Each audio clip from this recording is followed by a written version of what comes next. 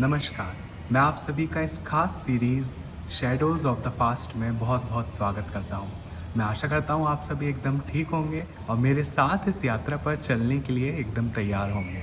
इस सीरीज़ के प्रथम भाग में मैं आप सभी को वृंदावन की कुछ ऐसी जगहें दिखाऊँगा जिनके बारे में आप शायद अभी तक नहीं जानते होंगे। Are you ready to come with me on this exciting journey? Let's go. Let's go. Vrindavan एक ऐसा नगर जिसकी मिट्टी में प्रेम, भक्ति और इतिहास का अनोखा संगम मिलता है। यह नाम सुनते ही मन में कृष्ण लीला की छवि जाग उठती है।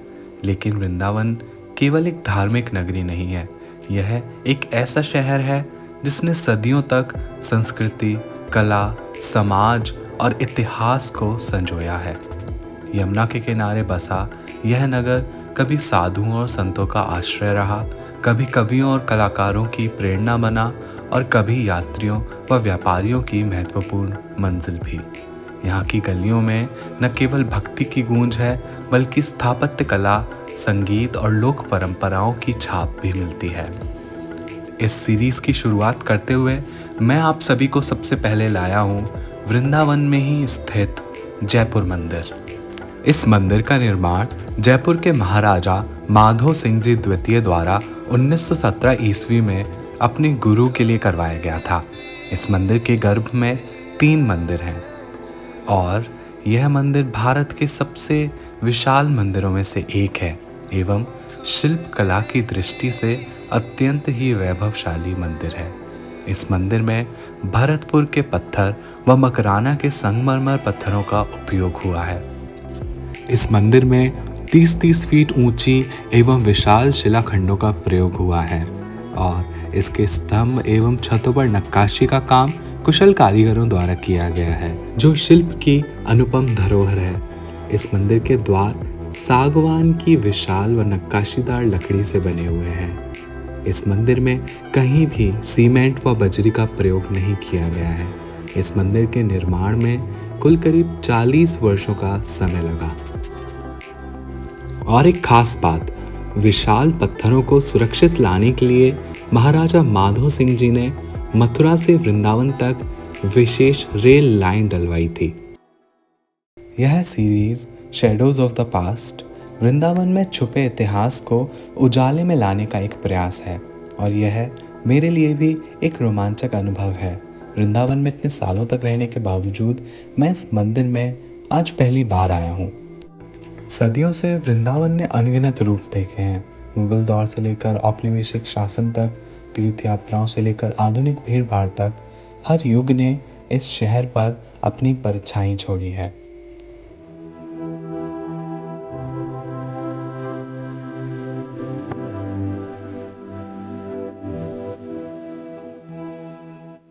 ऐसा लग रहा है अचानक से किसी ने मुझे राजस्थान पहुंचा दिया है। कि आर्किटेक्चर से लेके सारी चीज़ें एकदम राजस्थानी हैं and look at it. This is also a little haunted क्योंकि मेरे आसपास दूर दूर तक कोई नहीं है, नो वन इज़ हियर। सिर्फ कबूतरों की आवाज़ आ रही है और चूहे बिल्लियों की। पूरा कोई खाली हॉल है, आई डोंट नो कोई है, नो वन इज़ हियर। वो चलिए अब इसके बाद मैं आप सभी को लेकर चलता हूँ एक और बेहद ऐतिहासिक मंदिर जिसका नाम है गोविंद देव मंदिर। लाल बलुआ पत्थर से निर्मित गोविंद देव मंदिर इस क्षेत्र में स्थित सबसे प्रभावशाली एवं भव्य मंदिरों में से एक है। मंदिर में मूल रूप से 3 जुड़े हुए देवस्थान, पिरामिडनुमा छत वाला एक बंद मंडप और 3 तरफ से प्रवेश वाला 2 मंजिलों का एक विशाल सभा कक्ष शामिल है। इस मंदिर में एक भव्य गुंबददार छत है जो समकालीन मुगल वास्तुकला शैली से प्रभावित थी। इस मंदिर का निर्माण आमेर के राजा मान सिंह द्वारा 16वीं शताब्दी में कराया गया था। औरंगजेब के शासनकाल में इस मंदिर को क्षति पहुंचाई गई थी और मंदिर में स्थापित गोविंद देव जी की मूर्ति को भक्तों ने उस समय सुरक्षित निकालकर जयपुर पहुंचा दिया था। आज भी वही विग्रह जयपुर के गोविंद देव जी मंदिर में प्रतिष्ठित है। यह मंदिर स्थापत्य का एक अनोखा संगम है। इस मंदिर में हिंदू, जैन और मुगल स्थापत्य कला का एक अनोखा मिश्रण दिखाई देता है। यह मंदिर भक्ति वैष्णव संप्रदाय के पुनरुत्थान और मुगल साम्राज्य के सुदृढ़ीकरण के समय निर्मित हुआ था। चूंकि राजा मान सिंह अकबर के खास हुआ करते थे, इसलिए इस मंदिर के निर्माण को भी शाही सहयोग प्राप्त हुआ था। और इस मंदिर के निर्माण में भी उन्हीं लाल पत्थरों का इस्तेमाल हुआ है जिनसे फतेहपुर सीकरी एवं आगरा का लाल किला बना है। और यही सब खास बातें हैं जो वृंदावन को और इन सब मंदिरों को इतिहास एवं संस्कृति का जीवंत संग्रहालय बनाती हैं। चलिए अब इस यात्रा को आगे बढ़ाते हैं। आज जब हम वृंदावन की ओर देखते हैं तो बड़े बड़े मंदिर नजर आते हैं, लेकिन इन मंदिरों के पीछे एक संसार छुपा है, पुरानी हवेलियों का, उपेक्षित घाटों का और ढहते मंदिरों का। अब मैं आप सभी को नौका विहार करते हुए ले चलूंगा केशी घाट। इस घाट का नाम असुर केशी से जुड़ा हुआ है।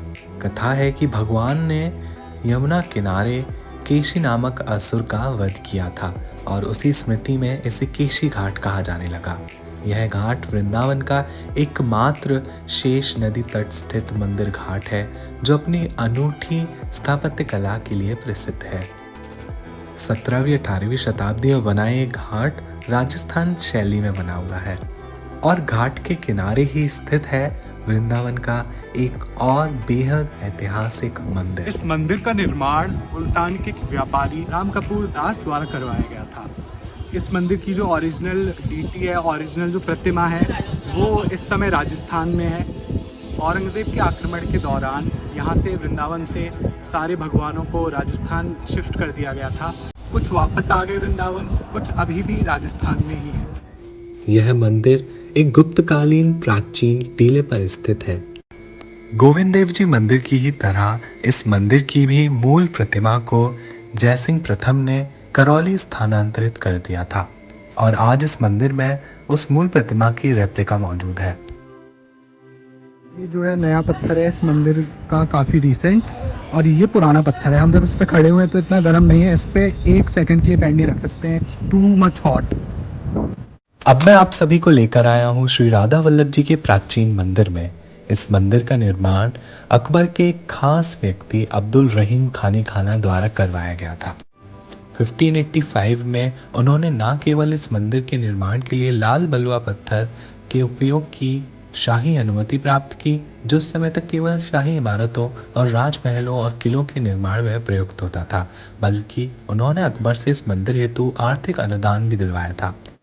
और आज ये मंदिर राधा वल्लभ संप्रदाय की सबसे खास व महत्वपूर्ण पुरानी विरासतों में से एक है। वृंदावन को गौर से देखने पर आपको पता चलेगा कि यहाँ पर विभिन्न क्षेत्रीय संस्कृतियों ने अपना प्रभाव छोड़ा है। जैसे कि ये थी यूरोपियन स्टाइल में बनी एक बंगाली व्यापारी की हवेली व मंदिर। इसी प्रकार मैं अब आप सभी को लेकर चलूंगा एक बहुत ही विचित्र एवं नायाब मंदिर में, जिसका निर्माण अवध के आखिरी नवाब वाजिद अली शाह के खजांची कुंदन लाल शाह द्वारा 1868 में करवाया गया था। और यह है राधा रमन जी मंदिर के पास स्थित शाह जी मंदिर। और यह था लखनऊ के प्रसिद्ध रूमी दरवाजे की तर्ज पर बना मंदिर का प्रवेश द्वार। अंग्रेजों के अवध पर कब्जे के बाद कुंदन लाल शाह जी वृंदावन आ बसे और इस नायाब मंदिर का निर्माण करवाया, जिसमें अवध के साथ साथ रोमन वास्तुकला देखने को भी मिलती है। इस मंदिर में मार्बल में की गई कलाकारी एवं मूर्तियों के रूप में नवाब वाजिद अली शाह एवं निर्माता कुंदन लाल शाह दोनों गोपियों के रूप में कृष्ण भक्ति एवं नृत्य करते हुए दिखाए गए हैं। इस मंदिर के कुछ हिस्से लखनऊ की इमारतें जैसे कि इमाम बाड़ों से बहुत मेल खाते हैं। खैर, खास तौर पर इस मंदिर के घुमावदार खंभे सबसे ज्यादा आकर्षित करते हैं।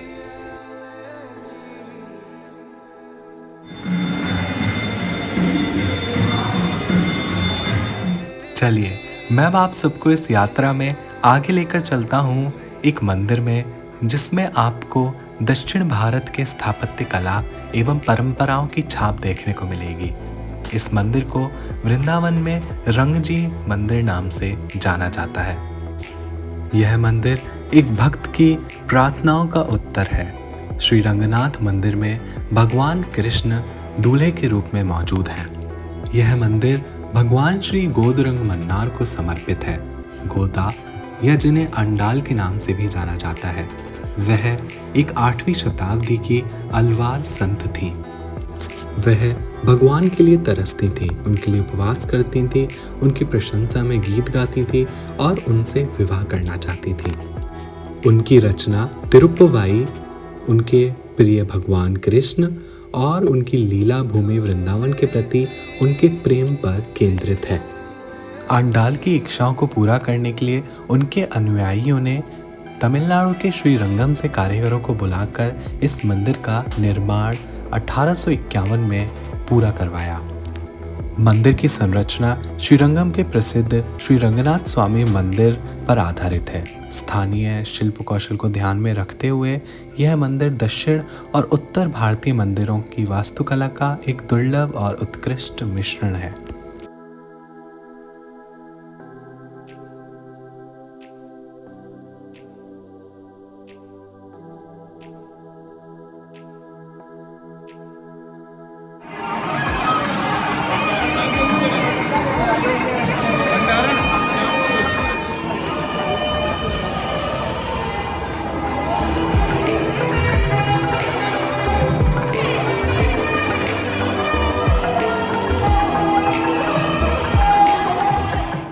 इस यात्रा को समापन की ओर ले जाते हुए मैं अब आप सभी को लेकर चलूंगा वृंदावन के एक और प्रसिद्ध मंदिर श्री पागल बाबा मंदिर में। यह एक 9 मंजिला सफ़ेद संगमरमर का मंदिर है, जिसकी ऊंचाई 221 फीट है और यह 1969 में लीलानंद ठाकुर द्वारा बनवाया गया था। वह एक जज हुआ करते थे जो भगवान में लीन होकर पागल बाबा कहलाए। उनके न्यायाधीश रहते हुए उनकी अदालत में एक भक्त की गवाही देने के लिए जब भगवान बांके बिहारी स्वयं एक वृद्ध का रूप धारण करके आए थे, तभी से लीलानंद जी ने न्यायाधीश की नौकरी छोड़कर भक्ति का मार्ग अपनाया। चूंकि बाबा खुद असम व बंगाल क्षेत्र से थे, तो उनकी समाधि के ऊपर आज भी काली माता का मंदिर देखने को मिलता है। इसी के साथ मैं आशा करता हूँ कि आप सभी को इस वीडियो में मेरे प्रयास अच्छे लगे होंगे। अगर अच्छे लगे हैं तो प्लीज़ इस वीडियो को लाइक कीजिए, अपने परिवार एवं दोस्तों के साथ साझा कीजिए और मेरे चैनल को सब्सक्राइब कीजिए। मैं अब आपसे जल्द ही मिलूँगा इस सीरीज़ के अगले भागों में। धन्यवाद।